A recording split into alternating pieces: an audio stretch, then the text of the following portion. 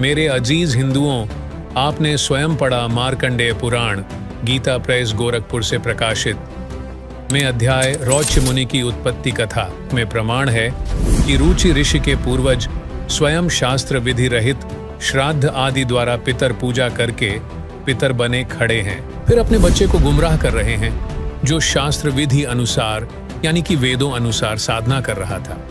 पितर यह भी स्वीकार कर रहे हैं कि वेदों में कर्म मार्ग यानी कि श्राद्ध आदि करना अविद्या अर्थात मूर्ख कार्य कहाँ है।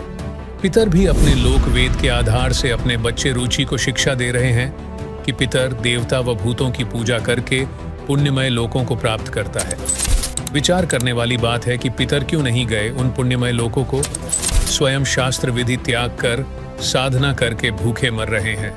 रुचि को भी पितर बनाने का प्रयत्न कर रहे हैं, स्वयं कह रहे हैं कि यदि तू श्राद्ध नहीं करेगा तो हमारा पतन हो जाएगा। भावार्थ है कि श्राद्ध करने से ही पितरों को आहार मिलता है। फिर उनके पुण्य कहाँ गए?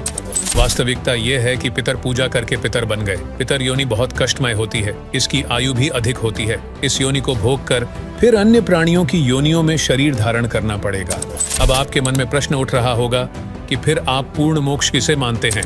उत्तर, गीता अध्याय 15 श्लोक 4 में वर्णन है कि तत्वदर्शी संत की प्राप्ति के पश्चात तत्व ज्ञान रूपी शस्त्र से अज्ञान को काटकर अर्थात अच्छी तरह ज्ञान समझकर उसके पश्चात परमेश्वर के उस परम पद की यानी कि सत्यलोक की खोज करनी चाहिए, जहां जाने के पश्चात साधक फिर लौटकर संसार में कभी नहीं आते अर्थात उनका जन्म कभी नहीं होता।